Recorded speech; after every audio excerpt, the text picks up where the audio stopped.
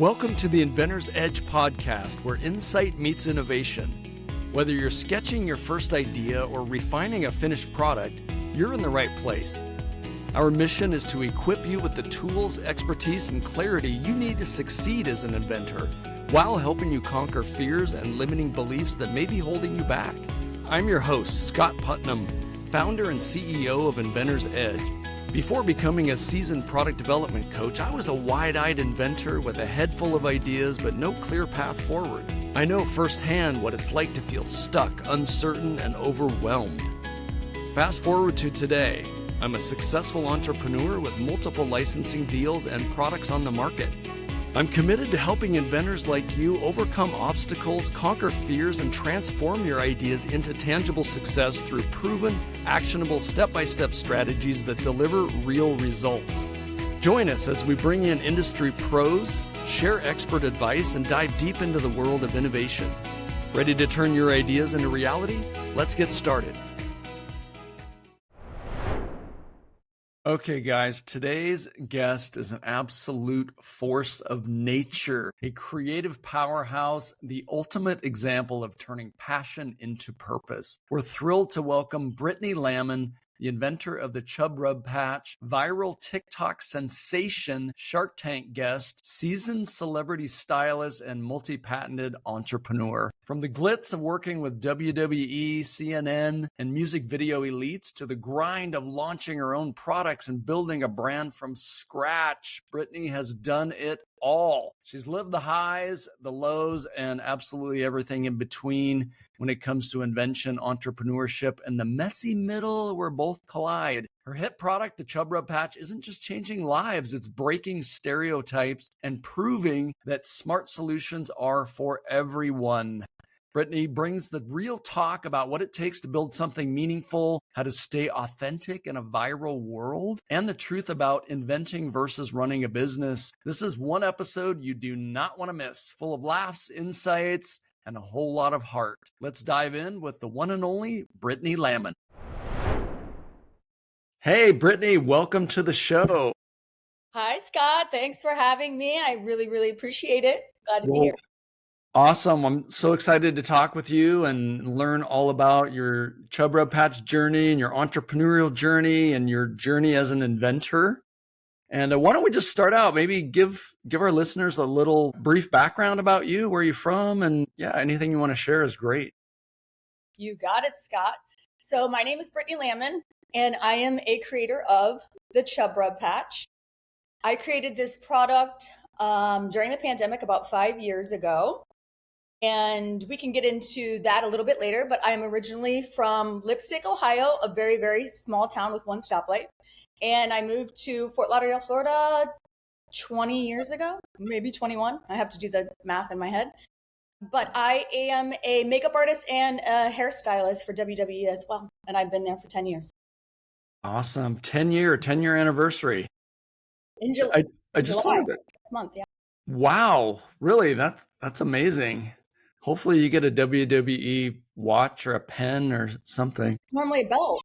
Come on. Yeah. Let's get you a belt, girl. 10 years. That's a long time. That's impressive. Well, let's jump right in. I know you have a lot of background and a lot of experience, and we've known each other for a long time.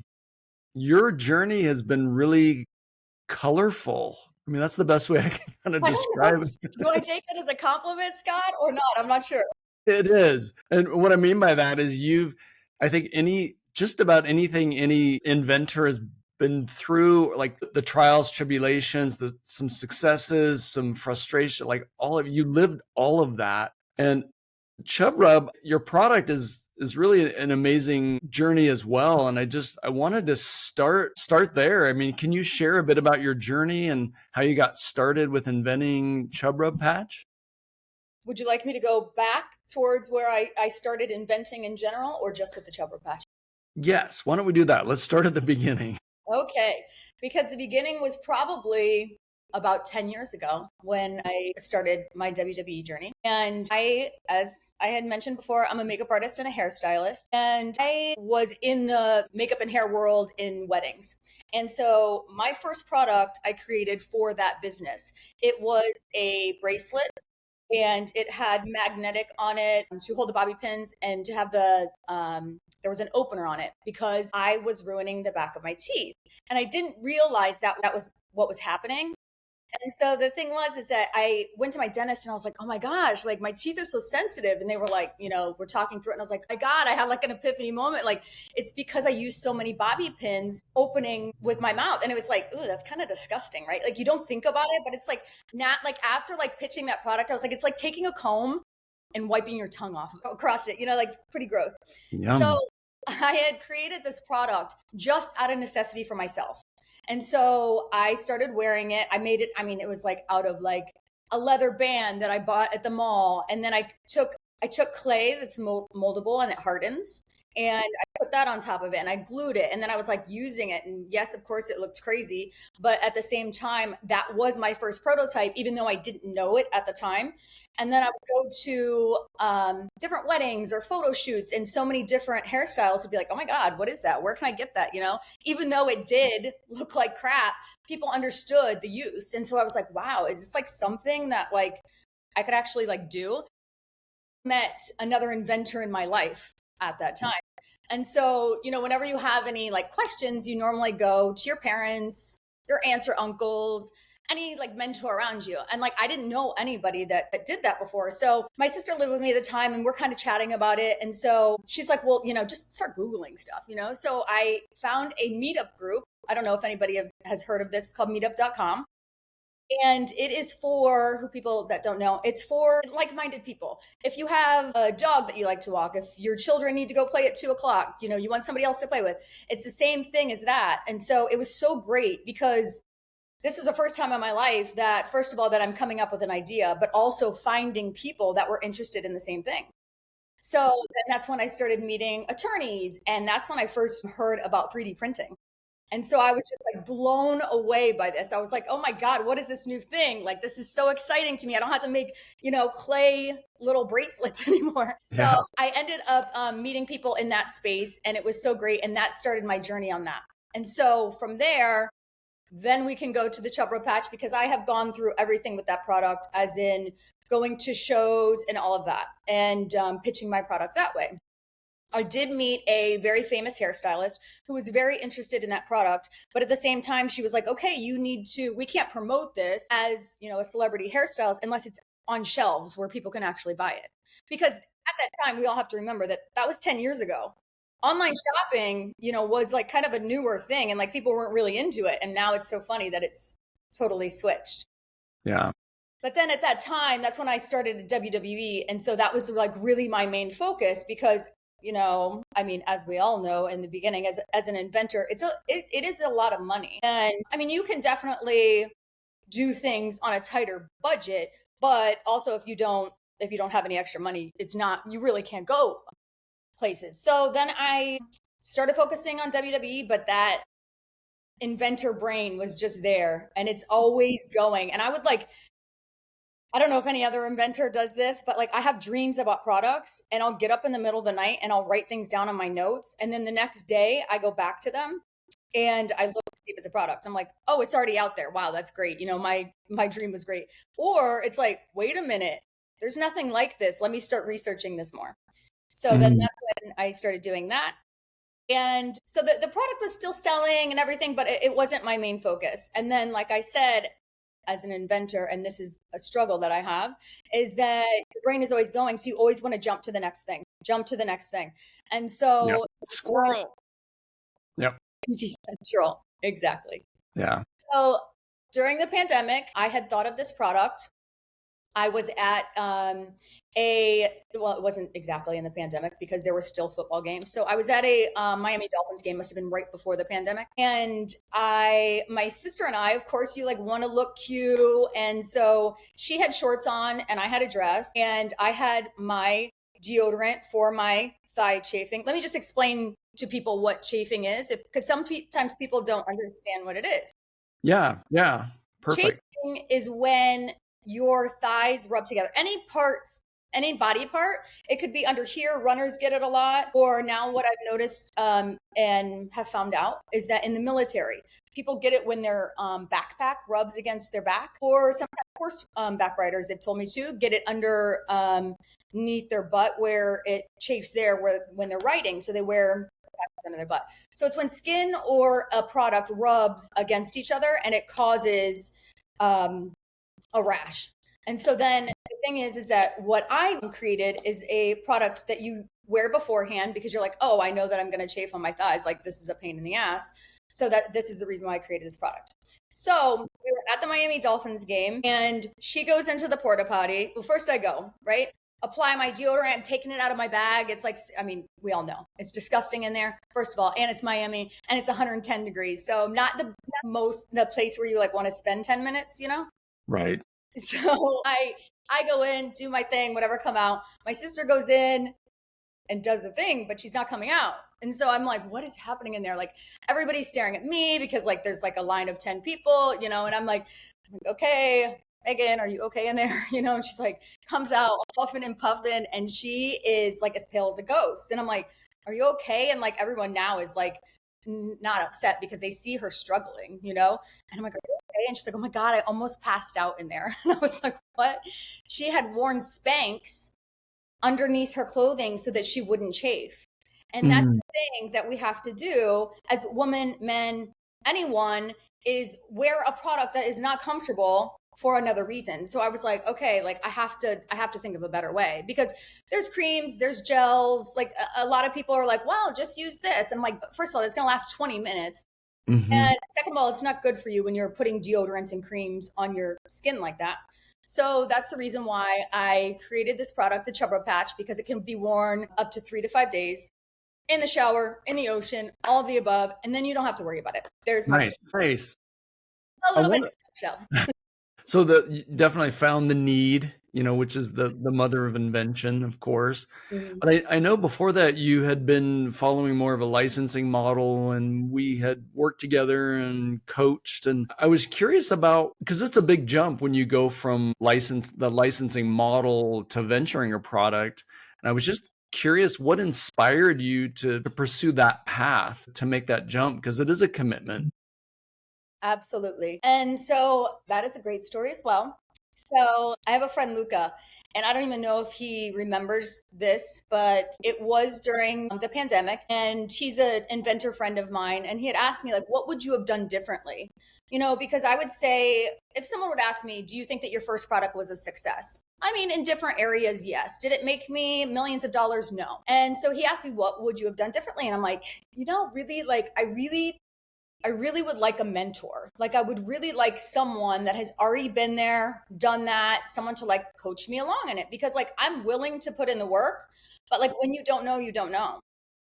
And so I went home, started Googling mentor inventing, and I came across a gentleman named Stephen Key, who we both love. And he's an amazing inventor and has a lot of patents. And he wrote a book called One Simple Idea.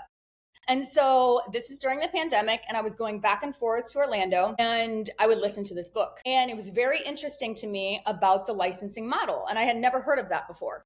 So I was like, wow, okay, this sounds great. I think I can do this. And what, if people don't know what licensing is, if it is your first time, what it is that you take a product that you have, that's an idea of yours, you make a sell sheet, like you would promote it to the company, and you're really selling or leasing your idea to this company, and you get a small percentage for your idea.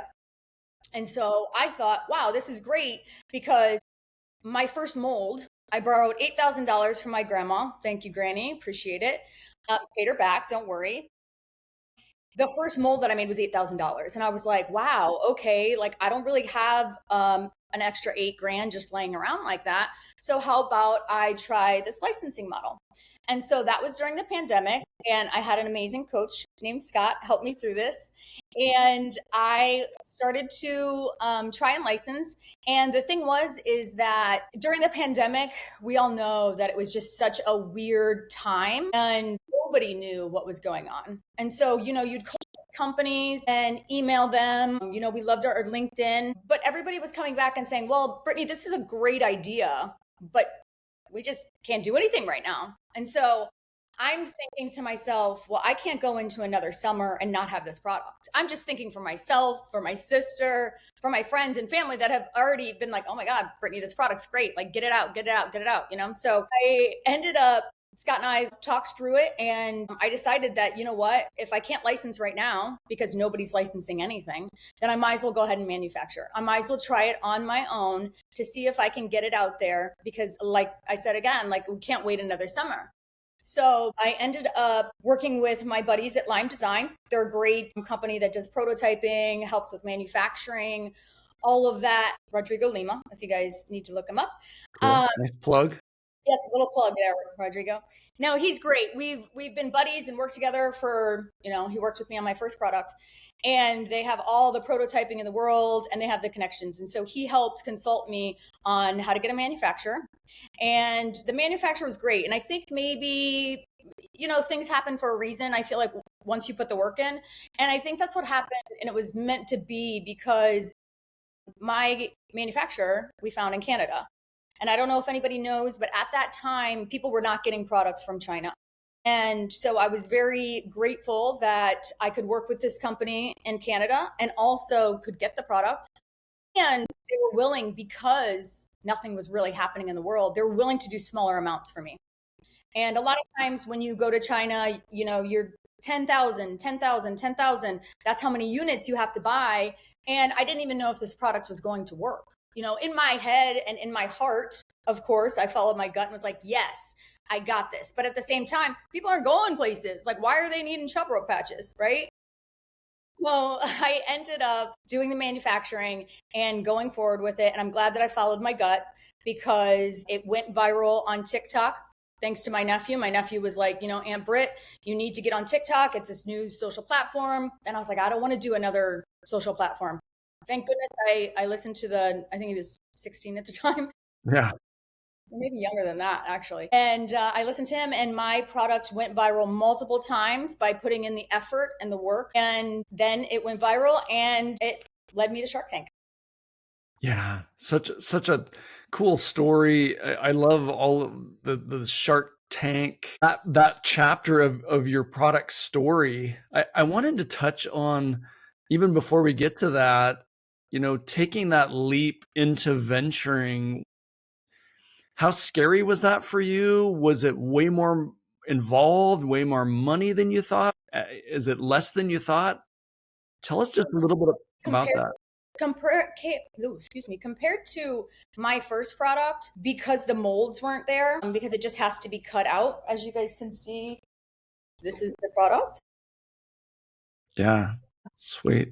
You don't have to make a mold for it. Yes, of course, you have to make the mold to cut it out, but it's not as in detail. So to be honest with it was a lot less money than I really thought that it was going to be, because originally, like I said, that my first mold was $8,000, and it was definitely not that. And they allowed me, I think, if I had to guess, I think we did 500 of each color. We did 2 skin tones at first. And then, of course, all the people on TikTok, which it goes both ways on TikTok, and not to veer too much, but your customers will tell you what they want, and they'll tell you if they're pissed off, or they'll tell you if they're happy. So, listen to your customers, honestly, because they were like, well, you're not inclusive. You only have 2 colors. And I'm like, well, also, I don't have the money for all of this either. And that's what, then your customers will start fighting for you. It's kind of like, yeah, you're battling. And that's honestly how a lot of my videos went viral. I have a video, I think, that's sitting at like 9.9 million right now. Everybody can go on it, make it 10. Just a little help there. Yeah, for sure. Scott's like, woo, like it. Go, like, subscribe. Yes, exactly. How many times have we heard that? Right, yeah. I really think that helped out. And then we added 3 more skin tones to our set. So great. Thank you for the customers. Absolutely. It's such a cool story with TikTok, and really going viral a few times, and really building this brand. And initially you were selling them on Amazon and your website, or? No, actually, I didn't get on Amazon until 1 hour before. I think it was either 30 minutes or 1 hour before Shark Tank. An hour before Shark Tank? Yeah, and while I'm working a live television show at WWE. So that was a little scary in itself. Wow. Yes. Pivotal moment there. Yes. So I was selling on my website and I was selling on social media. That's it. Wow. Okay. Excellent. And then it's like, then you start to learn like, oh, you need to be on Amazon. Mhm. Because if not, somebody else is going to do it before you, and you need to be the first one. You are going to get knocked off. I'm just letting everybody know that. I've been there, done that, had a lot of different people knock me off, but at the same time, it's a great product. So why not, right? Well, yeah, there's the idea that, okay, that's a compliment that you have a successful product, and that you're creating something significant. And I like that Amazon's taken some steps to help get a lot of the knockoffs and counterfeits off. And I know you've dealt with that a lot, like a lot of people that have good products that are successful. Looking back at some of your experiences, what are the most significant, we'll call them lessons or insights that have kind of shaped your approach to all this? Any specific? Yeah, go ahead. Okay. I have a lot of little nuggets, but I think the thing for me, and this has been coming up a lot in the last few weeks for me, is you don't have to be perfect. There's so many people that I feel like are afraid to make that step because they're like, well, I don't know what I'm doing. Well, I never know what I'm doing. It's like, the thing is that I feel like, and I don't want to say this too vulgar, but I have the balls to do it. And it's like, I want to go out there and get things done. And to me, if there's so many times that my trademark wasn't correct, and so it screwed me in the long run. But at the same time, it's like, hey, I learned that lesson and I'm not going to do it again. And this is a goal of mine this is going to be my career. Of course, I love WWE and doing makeup and hair, but my body doesn't love it. So it's like, this is for the future for me. And I just feel like you don't have to be perfect and you can always learn along the way. And it's so funny because my friends at work, they're always like, wow, she asks a lot of questions, but guess what? I get shit done. So that's the thing. It's like, never be afraid to ask questions. And people can reach out to me all the time. Like, I really don't mind that. I actually think it's fun. I had a girl last week give me a call and we talked for an hour on project. She's like, oh my God, thanks for taking so much time with me. And I'm like, no, I love it because I feel like I can learn from so many other people too. So my is don't be afraid. If everything's not perfect and you don't have all the answers, just go out there and get it done and do it. Begin it. Again, right? yeah, absolutely. Get into the game. And your energy is so fantastic and you're so inspiring for a lot of inventors and entrepreneurs. And I think a lot of people are probably wondering, well, man, WWE and dealing with, all these other things. How did you juggle all the multiple responsibilities and create some kind of work-life balance with the demands of the full-time job at WWE plus bringing the product to market plus everything else? Well, How did you do that? this is a paid sponsorship, but Yeah. I really do want to say that having a coach for me and having that accountability, because I believe, in my busiest times, that was when I needed Scott or any other different mentor that I had at a different stage in my life, is that I knew that I didn't want to let anybody else down, especially myself. So it's like, okay, every Wednesday, I knew at 9:00, we're going to meet, unless I'm in Saudi Arabia or Australia or New York or something like that, is that I knew that we were going to meet on Wednesday. And I knew that I had to have step 1, 2, and 3 done of what we talked about because I didn't want to let you down.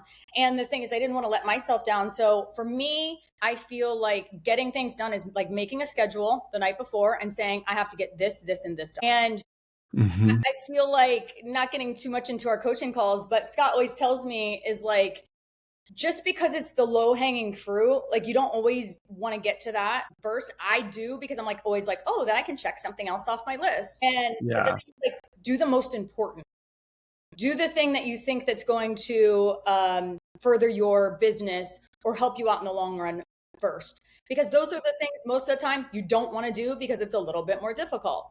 And it's like, okay, I guess I'll listen to that, but it's like, you're always like on my shoulder being like, okay, Brittany, you better I know. I really think that that works for me, and I really think that a list does. I've been hated on for having so many different lists, but that's how I get things done. And like if it's in a sky club, or I have to miss breakfast with my friends in the morning before work because I have to get this stuff done, I get it done because it makes me mentally feel better before I go to bed. That's so great. Yeah, I love lists, and I think prioritizing things is a challenge for a lot of people.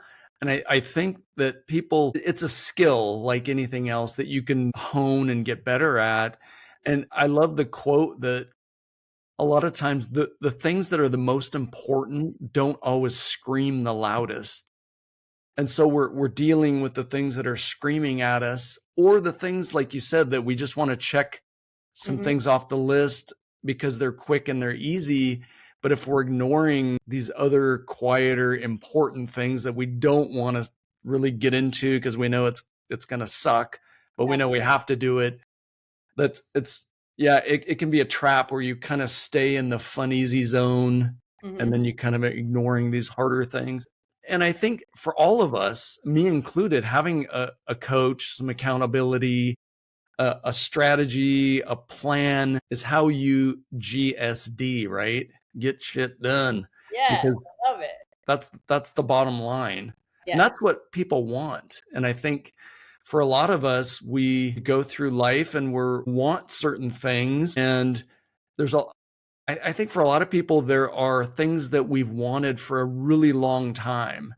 And you either live year after year continuing to want these things, or you put a plan in action and you do it. Absolutely. You're a good example of that. I feel like you don't spend too much time in the wanting zone. You're No. more in the doing zone.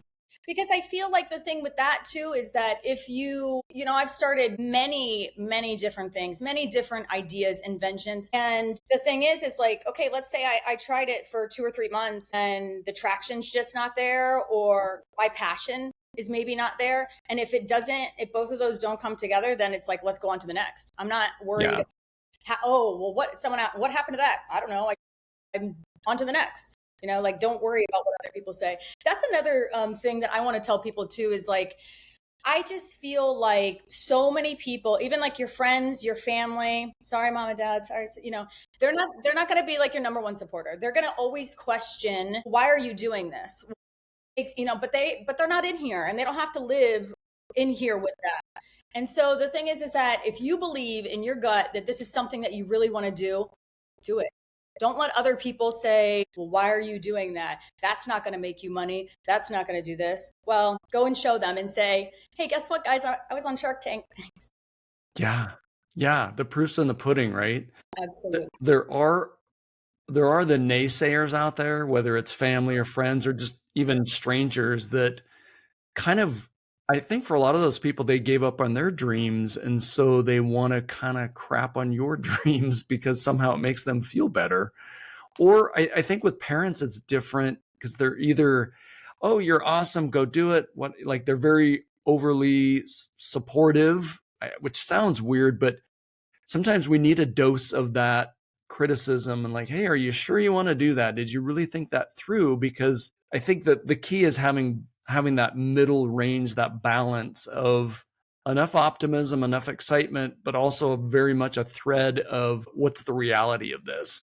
Absolutely. And that's the thing is that I feel like so many people like myself don't know inventors. Really, of course it was a thing, but like it's just I feel like Shark Tank really has opened up so many people's minds about inventing, which I love. That's what I love about the show is that now people know like, oh, well, did you get a deal? The 30% here, people know different lingo that they would have never learned before. And it's more it's opened up their eyes that people actually can do it. Just Mm-hmm. because I came from a town with one stoplight, people sometimes think like, oh wow, what, you're not smart enough, or you can't do this, or you can't do that. No, you can absolutely do whatever you want. Now with the internet and all of that, you can do it from Tools are out there, support is out there. anywhere. And with that, it doesn't mean you're not going to have some challenges or some Absolutely. setbacks. Can you talk about, was there maybe a really significant or a challenge that stands out to you that you felt like, wow, how am I going to get past this? How am I going to overcome this? And then how did you overcome it? And what are some things that help you do that? I feel like the first thing that comes to my mind, first of all, Scott, is that I just want people to know that you're going to be in for a ride when you're on the inventing licensing game, because at 9 o'clock in the morning, you're all on your high, you just got your workout done and you're like, wow, I'm going to send these emails, whatever. And then you get an email or you get a phone call and it's like, you're on a roller coaster ride like the whole time, you know? And also with that being said is like, be around like-minded people. There's a group that Scott has that is so great because everybody has frustrating moments, but also everybody has wins throughout the day, throughout the week. So it's great that when you can actually like chat about stuff like that with people that actually care. And I'm not saying that your family and your friends don't care, or your husband or your wife, but at the same time, they get it. They have that same brain and the same mindset as that. So they understand what you're going through. But going back to the question is like, what about a setback for me is in that I learned, the first thing that pops into my head is with my manufacturer, love them to death. But at the same time, there was a miscommunication in some product that was ordered. And I got a color or a skin tone shade that was not great. And at that time, I really didn't know. And I was just like, all right, I guess I got to take this skin tone. Well, the thing is now I know at that time I should have not accepted this product. Okay. I should have said, no, this isn't what I ordered. But at that time, I didn't know that that was allowed. And so that product sat in my warehouse and I ended up having to gift it. But at the same time, it was gifted to people that needed it, which was great. But at the same time, I feel like just make sure that like, just because like you don't know everything, make sure that you look stuff up and believe that you are doing the right thing and knowing what is right for your company. Because I thought at that time, like I was like, I really feel like I should have said something. And I don't know, I was scared. And I guess the thing is that's when I probably should have reached out to my mentor or someone else instead of just going with it. And thousands of dollars was lost for that. Wow. Yeah. Wow. How did you overcome that or get past that? Well, I think the thing is like I said, I had gifted some to the military. And so it was for like a 5K run. And to me, that made me feel better about the whole thing because it's like, what else am I going to do with it? I also sold it at a discounted price. So the thing is with this product is that you can wear it to the beach and it can match your skin tone. But also if you're just going to wear it under a dress, you can wear a darker skin tone or a lighter skin tone. It doesn't really matter as long as the product works, right? So a lot of people would buy it at discounted prices. So it's just a lesson that I learned to, not be afraid to speak up for yourself. Yeah. And that's a great lesson. I think a lot of people deal with that where you need to be your own advocate and need to realize you have the power. Absolutely. Especially, and a lot of that is such a mindset thing, as entrepreneurs, business owners. Did you always have that kind of a mindset, or is that something you developed when you became a business owner? I think that is I grew up with my parents very, very supportive, and I'm very, very grateful for that. They kind of were those parents that you can do anything, just find your passion. I think that was so great. And my dad was an entrepreneur as well. He owned an insurance company and he was a very, very hard worker. So I feel like that definitely was instilled in me that I was like, okay, I can get things done. But then at the same time, I feel like it has come with learning things and being more confident in what I do know. But at the same time, like I said, like if I don't know something, I'll ask somebody. I really do not have a problem with that. And I don't feel like anybody should have a problem with that because what you don't know until you ask. Yeah. And I think that really ties into us as inventors be kind of feeling like lone wolves. Absolutely. And not even feeling like that, kind of being lone wolves where we're out there and usually we're really resourceful people and we're very capable people. So we take on a lot and we can do a lot. And scrappy. We're definitely scrappy. That's for sure. We're scrappy. You need to be scrappy, right? Yes. And I think a lot of people, well, I shouldn't say a lot of people, there are certain groups where some people are easier at asking for help when they need it than others. Others are like, no, no, no, no, I don't need help. I can figure this out. I just need to do more research. I need to do more digging. You need to gather more information. A lot of people become perpetual information gatherers, and which isn't a bad thing, but there's that point where you have to take action. And I feel too that I feel like sometimes people are scared. And it's not like, oh, it's because I know it all or I'm trying to just figure everything out on my own. It's that they're scared because this is a new space. Like, I mean, you know a lot of nurses, you know a lot of doctors, you know a lot of lawyers, so this is a new space. So don't be afraid. Like they're just starting, I don't know how many years ago, but they're just starting to have more classes for people like this in actual colleges. So it's like, don't be afraid. Like the unknown is the unknown. And the more you ask, the more you'll know. I just feel like don't be scared to be that person. Yeah, absolutely. My daughter's in an entrepreneurship program, which I know a lot of those around the country at universities. It's kind of a new thing. I wish they would have had that when I was in college. Absolutely. And she is doing some amazing networking at a really young age. And she's on LinkedIn and connecting with people and connecting with other students, but also faculty and business owners in the Chicago area, which is so cool. That is so great. And I feel like too, like speaking about LinkedIn is like, as an inventor, like if you don't know where you're going and then you're just so interested in it and you're interested in the licensing or the inventing, or you, let's just say, oh, I've had a product to think about for the last 10 years, Mhm. First step I would say is go on LinkedIn. Go on LinkedIn and start a community there and start linking with inventors, with different CEOs. Like that is the thing, is like, I feel like so many people don't realize that is such a great source to connect with people. And the networking alone is incredible. It really is. Well, yeah, it's a huge tool. On my first coaching call with new clients, it's always one of the first things I ask is, Do do you you? have a LinkedIn profile? Because this is going to be your new best friend. So let's talk through this.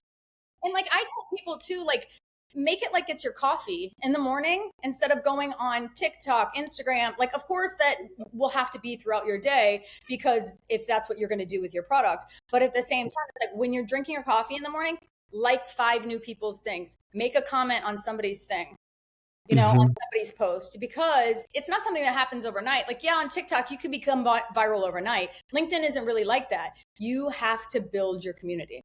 Yeah, yeah, systematically, and having some strategy to do that is hugely important.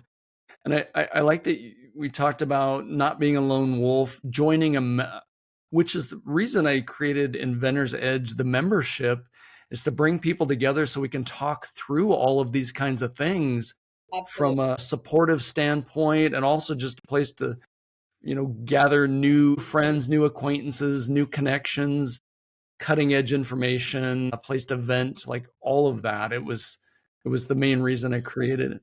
And that group is that nobody's in the same level or space or whatever. It's like, I'm not same space, but what I mean is like someone like myself has already created a product and been through manufacturing, where someone just has an idea. And I think it's so great because we're all there to help each other out. And Joe may know something about manufacturing that I don't, or this person may know somebody that knows an attorney that I should work with. And it's like nobody's judging and everybody is there to be kind. And that's what I really do feel like, is the struggle is real with inventing. And so it's like, we Oh, get you. yeah. When you talk to another inventor, you're Yeah. like, I got you. We understand you. Yes, exactly. I think that's so reassuring for people because of the lone wolf thing, because there's so much information out there. People go online, they're constantly searching, and there's a lot of rabbit holes you can go into. And to have a place that feels safe where you can share who you are, what you're all about, and just being among people who get you. Absolutely. And you can just be there to listen and to learn. And then it's like, okay, like, hey, what was your win this week? Well, actually, you know what? I've decided that I'm going to license, or I've decided I'm going to do this. And it's like, hey, you know what, guys?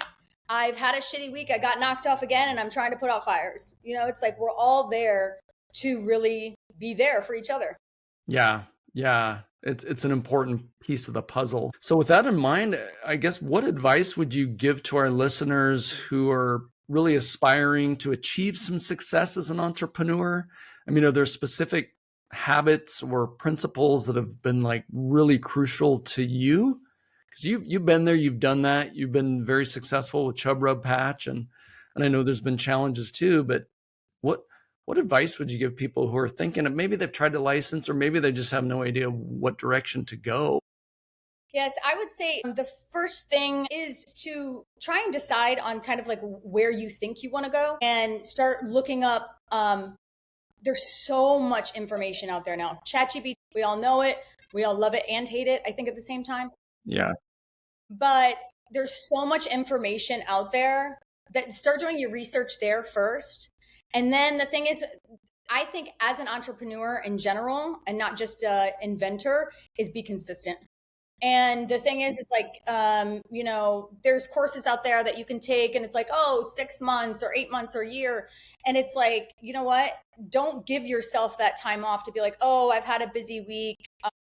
I'm not going to do anything this week, because then that becomes 2 weeks. Then that becomes 3 weeks. Then it becomes a month. And you're like, oh, wait, how do I even jump back in?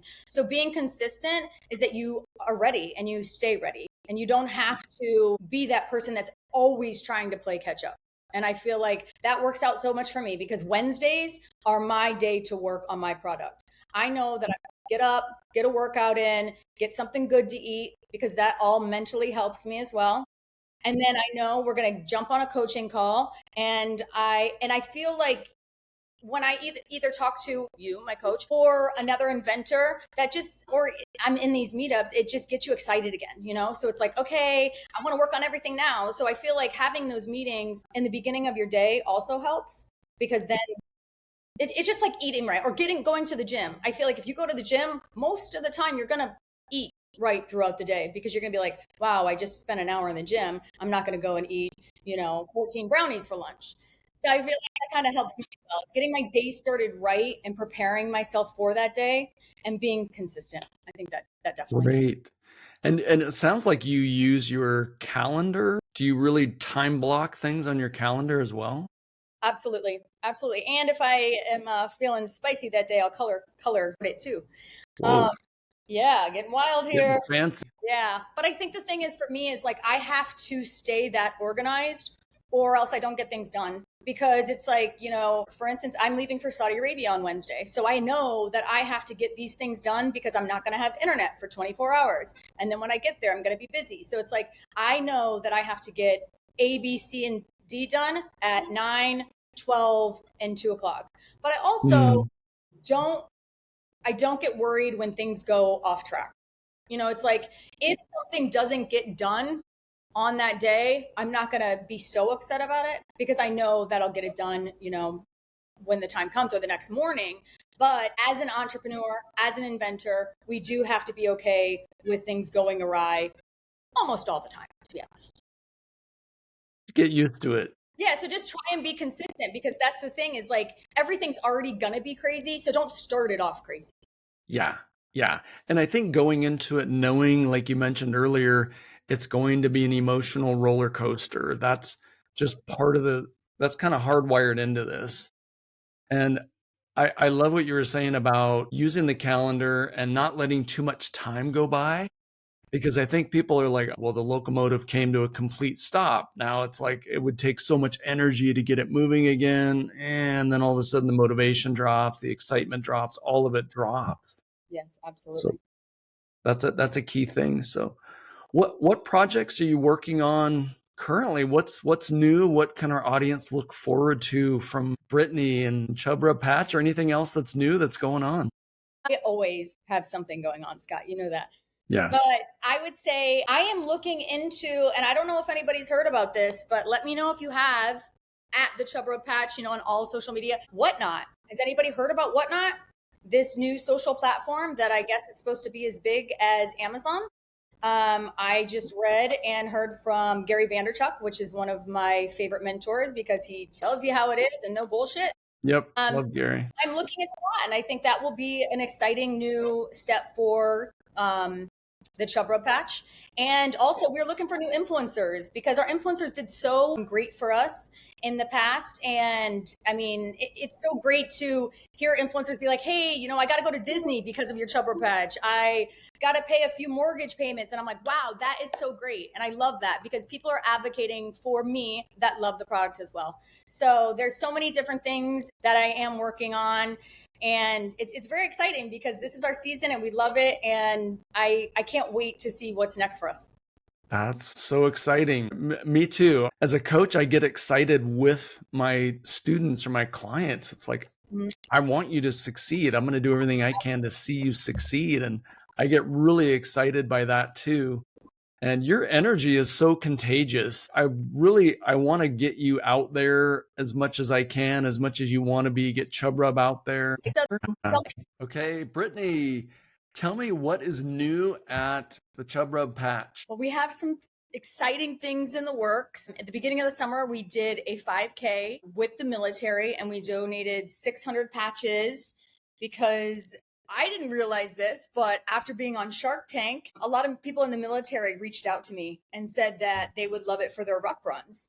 So I had gotten in contact with some people in the military and they so graciously allowed me to donate these patches. And we set up a tent there and everything. And it was an amazing experience. And so I'm trying to get the Chub Rub Patch into the military exchange. So that's what I'm working on right now. That is super exciting. What an opportunity. Absolutely. And I know you had introduced me to someone that can help do that. And I've been talking about that with SWAT and Scoop as well. But that is incredibly exciting. And so any final thoughts for our Inventor's Edge listeners?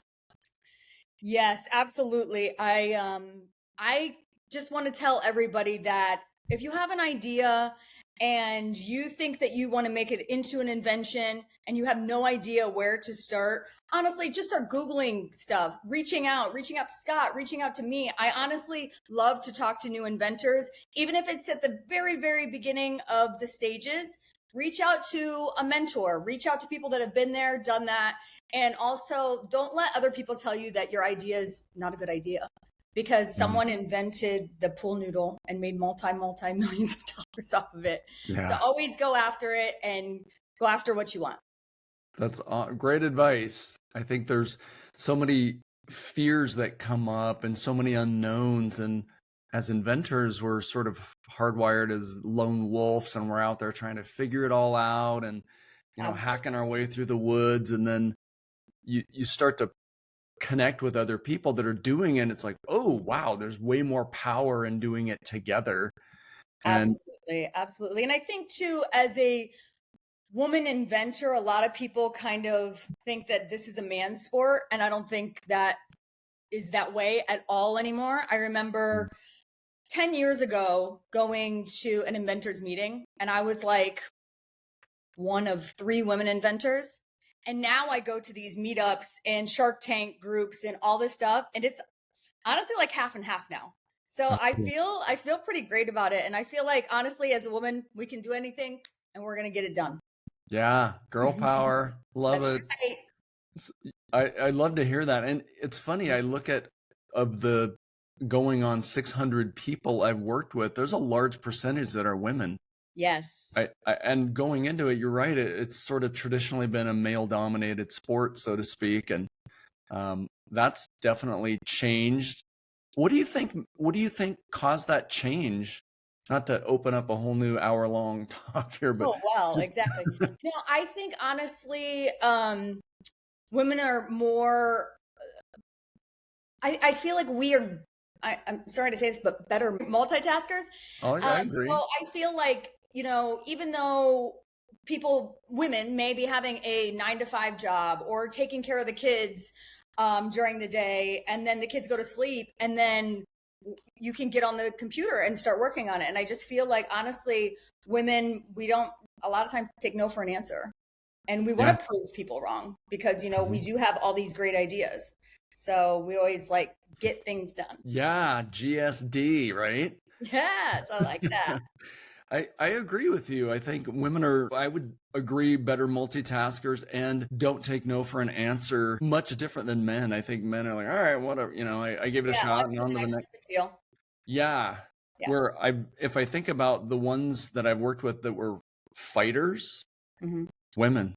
Yeah. I don't know if I'm not even getting into the DNA of all of that, but I think it's I a was going to really, say, we could definitely have another hour podcast on that for sure. yeah, we'll have to do that. You're really a powerhouse in this space, very generous to offer. Hey, if you want to get in touch, reach out. Absolutely. How do people connect with you? What's the best way? Anybody can reach me at the Chub Rub Patch on any social media. There's Facebook, there's Instagram, there's TikTok. I do have a little bit of help with that, but if you guys want to get directly to me, you can go on LinkedIn. It's Brittany Lammon, Brittany. Last name is Lammon, Lammon, and you can reach out to me that way. That is awesome. So generous. Thank You give so much to the community. If I love it. I really do. Yeah, me too. And I know we've known each other and worked together for a long time. From the very beginning, I knew, okay, this lady has a lot going on and she's going to be fun to work with and tons of energy, and you've done so much. So I really appreciate you taking the time to come on with us, and really excited to see what's next for you. Absolutely. I'm very excited because, I always am coming up with new ideas and new products every day. So watch me. Yeah. Watch me fly. That's right. Thanks so much, Brittany. And we will look forward to having you on another episode. Absolutely. Thank you so much, Scott. You bet. Bye. Take care. Thanks for tuning in to the Inventor's Edge podcast. I'm your host, Scott Putnam. And if you enjoyed today's episode, don't forget to like and subscribe, leave a review, and please share it with fellow inventors. Your next breakthrough could be just around the corner. For more tools, tips, and resources, visit us at inventors-edge.com. Until next time, invent with purpose, innovate with passion, and bring your ideas to life.